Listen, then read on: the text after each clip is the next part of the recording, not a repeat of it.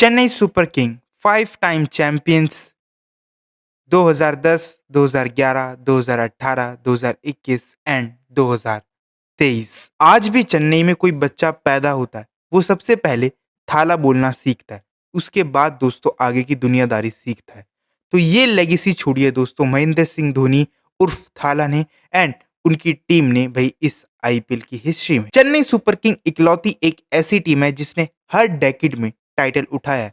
2010, 2011, 2018, 2021 and 2023। और तुम starting से बात करोगे चेन्नई सुपर किंग की 2008 से लेके 2019 तक कभी नंबर 4 से दोस्तों नीचे उतरी नहीं चेन्नई सुपर किंग। मतलब समझ रहे हो, 2008 से लेके 2019 तक हर साल इन्होंने क्वालिफाई किया है, हर साल आईपीएल में क्वालिफाई किया है। तुम 2 साल वो बैन के तुम हटा सकते हो बस, जो 2017 और 2016 वाला जो इनका जो बैन का पीरियड था बस, वरना इन्होंने हर साल दोस्तों क्वालिफाई किया और वो चौथे नंबर से नीचे तो कभी उतरे ही नहीं।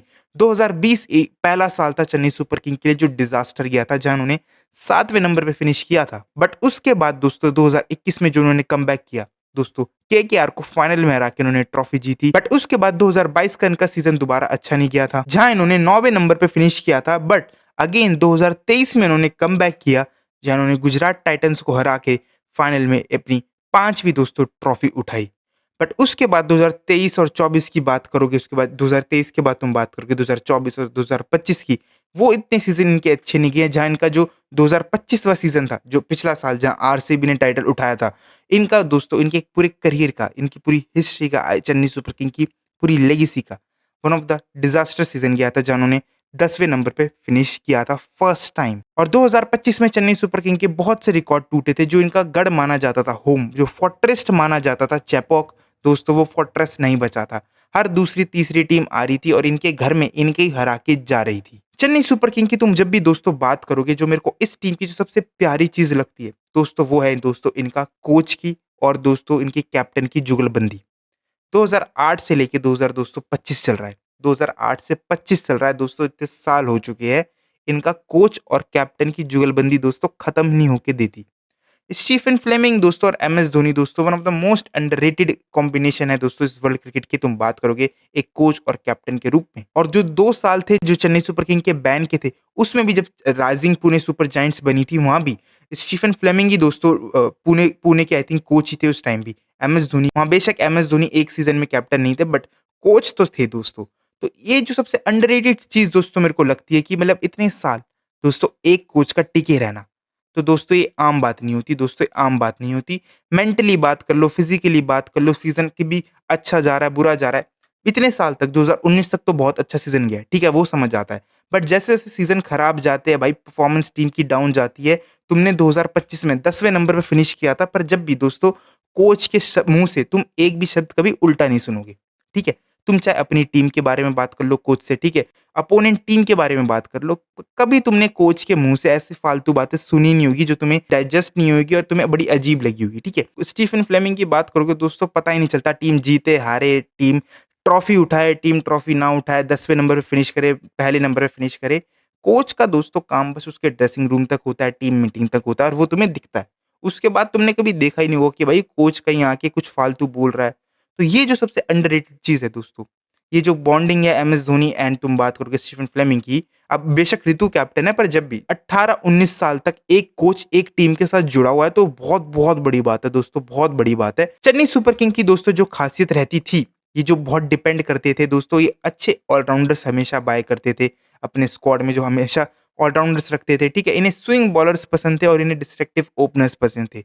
ओवर द ईयर्स इन्होंने एक ऐसा ऑलराउंडर का दोस्तों जो उन्होंने गुट बना रखा था, वो आउटस्टैंडिंग था। तुम हर सीजन में बात करोगे, जब तक चेन्नई सुपर किंग बढ़िया वाली खेल रही थी, इनके हर सीजन में दोस्तों तुम्हें एक ना एक बेस्ट ऑलराउंडर तो मिलता ही रहेगा, ठीक है। सुरेश रैना इतने टाइम तक था, ठीक है। फिर तुम डीजे ब्रेवो की बात कर लो, शेन वॉटसन की बात कर लो दोस्तों, इनके पास कभी ऑलराउंडर्स की कमी हुई नहीं। इवन जड्डू की बात कर लो। बट 2025 में इन्होंने ये चीज थोड़ी चेंज कर दिया, और इसकी शुरुआत दोस्तों 2024 में ही कर दी थी, जब इन्हें थोड़े रिप्लेसमेंट चाहिए थे, जब वो वॉर जैसी सिचुएशन हो गई थी पाकिस्तान के साथ, जब आईपीएल कुछ दिन के लिए बंद हो गया था, कुछ प्लेयर आए थे, कुछ प्लेयर नहीं आए थे, तो इनके बीच में इन्होंने 2-3 चीज अच्छी अच्छी की, इन्होंने यंगस्टर को खरीद लिया। फट-फट इन्होंने यंगस्टर को रिप्लेस किया किसी ना किसी से, चाहे आयुष मात्रे, उर्विल पटेल एंड डेविस ब्रेविस आया। और 2026 के आईपीएल की जो सबसे बड़ी बाय की थी चेन्नई सुपर किंग ने इस साल, जो वो ट्रांसफर में ही हो गई थी, जड्डू को देके दोस्तों इन्होंने संजू सैमसन को लिया था। राजस्थान रॉयल्स फैंस दोस्तों बहुत खुश हो रहे थे, कह रहे थे कि भाई नकली माल चिपका दिया चेन्नई सुपर किंग को, क्योंकि संजू सैमसन की फॉर्म नहीं थी बिल्कुल भी। जो न्यूजीलैंड वाली सीरीज थी उससे पहले बात करोगे, बहुत से फेलियर आ रहे थे, इतना परमानेंट भी नहीं लग रहा था कि भाई वर्ल्ड कप खेलेगा कि नहीं खेलेगा संजू। बट दोस्तों 3 इनिंग्स में पूरी टेबल टर्न करके रख दी दोस्तों। One of the most valuable player बन चुका है वो चेन्नई सुपर किंग का बिना खेले। बहुत सी चीजें डिपेंड करती है संजू सैमसन की फॉर्म पे कि भाई चेन्नई सुपर किंग का पूरा लीग, पूरा टूर्नामेंट कैसे जाएगा। और जो चेन्नई ने जो यंगस्टर पे बिड किया है फर्स्ट टाइम, जो कार्तिक शर्मा है एंड प्रशांत वीर है, ये 2 यंगस्टर पे चेन्नई ने बहुत पैसा लगाया इनकी एबिलिटी को देख के, और इनको टीम में लिया। ये इनके दोस्तों फर्स्ट टाइम इनका इतना देखा गया कि इन्होंने एक किसी यंगस्टर पे इतना पैसा लगाया। बट तुम इस पूरी टीम कॉम्बिनेशन की बात करोगे दोस्तों, बहुत प्यारा। तुम इनका टॉप ऑर्डर की बात करोगे, एक्सपीरियंस प्लस यंगस्टर के साथ दोस्तों बहुत ही अच्छा कॉम्बिनेशन बैठता है। तुम इनकी प्लेइंग 11 बनाने की ट्राई करोगे ना, तुम दोस्तों तुम्हें देखने को मिलेगा संजू सैमसन एक एक्सपीरियंस प्लेयर, उसके साथ आयुष मात्रे एक यंगस्टर, ठीक है। फिर तुम नंबर तीसरे की बात करोगे, वहां आ जाएगा इनका कैप्टन अगेन ऋतुराज गायकवाड़, एक एक्सपीरियंस प्लेयर। और फोर्थ नंबर पे ब्रेविस, ए बी बेबी दोस्तों, बेबी, वो एक यंगस्टर है, वो एक डिस्ट्रक्टिव बैट्समैन है, एक यंग है, ठीक है, यंग टैलेंटेड बैट्समैन। तो नंबर 5 की बात करोगे, वंस अगेन वहां आ जाएगा शिवम दुबे, एक एक्सपीरियंस बैट्समैन जो भाई इन फॉर्म, तगड़ा फॉर्म से चल रहा है भाई, जो मतलब हर वर्ल्ड कप में दोस्तों इतना one of the most important part रहा है टीम इंडिया का। बॉलिंग से बात कर लो, बैटिंग से बात कर लो, मतलब सेवर रहा है एक टाइम पे दोस्तों, जब जब टीम फंसती थी दुबे आके निकाल के ले जाता था, ठीक है। दुबे दोस्तों बहुत ही कंप्लीटली चेंज प्लेयर हो चुका है, मैच्योर इनिंग्स खेलता है, क्लच इनिंग्स खेलता है, रीसेंट फॉर्म में इसकी बहुत प्यारी चल रही है, ठीक है। फिर तुम छठे पे बात करोगे, उर्विल पटेल दोबारा एक यंगस्टर आ गया, विकेट कीपर आ गया। 7वें नंबर पे थाला दोस्तों। तुम कॉम्बिनेशन देखोगे तो बहुत ही परफेक्ट एक यंग एंड एक्सपीरियंस टीम का दोस्तों तुम्हें बहुत अच्छा कॉम्बिनेशन देखने को मिल जाएगा। और जो तुम बॉलिंग में बात करोगे दोस्तों, जो इनकी मेरे को लगता है कि बेस्ट बाय है दोस्तों, जो one of the best buy इन्होंने अच्छी की थी इस बार के आईपीएल में, वो दोस्तों मैट हेनरी, एक दोस्तों classy premium fast bowler after Jasprit Bumrah, जिसमें एबिलिटी है किसी भी कंडीशन, किसी भी पिच पे डिलीवर करने की। मैट हेनरी की एबिलिटी, उसकी स्किल, उसकी एक्यूरेसी, उसका एक्शन, एवरीथिंग भाई परफेक्ट, ठीक है। तो मैट हेनरी दोस्तों इनके लिए बहुत प्यारी चीज हो सकता है न्यू बॉल से, जहां वो स्विंग कराता है दोनों अंदर बाहर, एक प्रोफेशनल दोस्तों, एक हाई क्लास बॉलर भाई मैट हेनरी के रूप में जो इन्हें मिला है। और आई थिंक बेस प्राइस पे उठा लिया था उन्होंने, आई थिंक 2 करोड़ के आसपास ही उन्होंने मैट हेनरी को उठा लिया था। तो बहुत बेस्ट डील है दोस्तों, बहुत मतलब क्रैकिंग डील थी ये तो मैट हेनरी के साथ, कि तुम्हें एक ऐसा फास्ट बॉलर मिल रहा है जो भाई फ्रंट से लीड कर सकता है, डेफिनेटली एक मैच विनर है अपने दिन पे, ठीक है। तो मैट हेनरी दोस्तों बहुत प्यारी बाय है, एक्सपीरियंस है, सीनियर प्लेयर है दोस्तों, न्यूजीलैंड का one of the best fast bowler है वर्ल्ड क्रिकेट में भी तुम बात करोगे तो राइट नाउ, ठीक है। उसके साथ नेथन एलिस, ये 2 जोड़ी दोस्तों, एक साइड से तुम Nathan Ellis and Matt Henry, भाई फाड़ दोस्तों जोड़ी है इनकी लिटरली। नेथन एलिस जाना जाता है भाई टी20 स्पेशलिस्ट है, 36 वेरिएशन लाता है अपने साथ, कभी 36 वेरिएशन की दुकान है दोस्तों, वेरिएशन की दुकान है वो, ठीक है। एक प्रॉपर टी20 बॉलर जो डेथ में भी बॉलर डाल दे, स्लोअर, यॉर्कर भाई, wide yorker, slower bouncer, cutter, leg cutter, off cutter दोस्तों, नकल बॉल, 36 वेरिएशन लेता है अपने साथ, 36 वेरिएशन। ये 2 दोस्तों बहुत डील है, मतलब इनके लिए बहुत अच्छे फास्ट बॉलर ऑप्शन है। डेथ में तुम बात कर लो, नेथन एलिस बहुत प्यारी डेथ में बॉलिंग डालता है, ठीक है। और एक जो इनके साथ, जो इनके पिछले 2-3 सीजन से साथ है, वो है नूर अहमद, एक क्वालिटी लेग स्पिनर, जो भाई चाइना मैन लेग स्पिनर है, जो लेफ्ट आर्म लेग स्पिनर है, जो भी कहते हैं इसे। जो ये 3 बॉलर है दोस्तों, बहुत सा इम्पैक्ट क्रिएट कर सकते हैं अपने दिन पे, लिटरली। तुम नूर अहमद की स्पिन की बात कर लो, मैट हेनरी की बात कर लो, स्विंग सीम की बात कर लो, एंड नेथन एलिस की। तो ये 3 दोस्तों, 3 लिटरली बहुत क्वालिटी बॉलर है, लिटरली क्वालिटी बॉलर है इंटरनेशनल क्रिकेट में। और तीनों ही बॉलर अपनी टीम के लिए, तुम इंटरनेशनल क्रिकेट में बात करोगे तो इस टाइम लीड कर रहे हैं, ठीक है। नेथन एलिस इस टी20 वर्ल्ड कप में ऑस्ट्रेलिया का one of the best fast bowler था, ठीक है।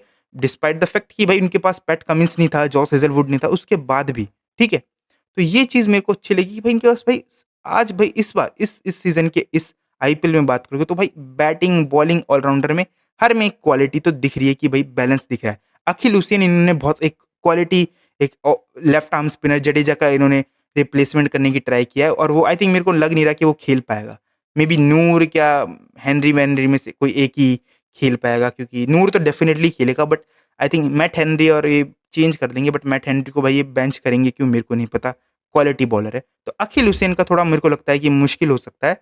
बाकी इनके पास दोस्तों परफेक्ट है दोस्तों, टीम लग रही है इस बार। एंड एक fast bowler, Indian fast bowler की बात करो, खलील अहमद, स्टार्टिंग में उसके ओवर करा दो बस, ठीक है, वरना डेथ में वो कुत्ते की तरह पिटता है खलील अहमद, ठीक है। रीसेंट टाइम में तुम बात करोगे खलील अहमद की, बहुत उसने बहुत सुधार किया है, राजस्थान के लिए रणजी खेलता है, बहुत बहुत उसने पिछले दो तीन सीजन की बात करोगे आईपीएल में बहुत क्वालिटी वाले गए, जहां उसने अर्ली ऑन नई बॉल से विकेट टेकिंग डिलीवरीज डाली है, ठीक है।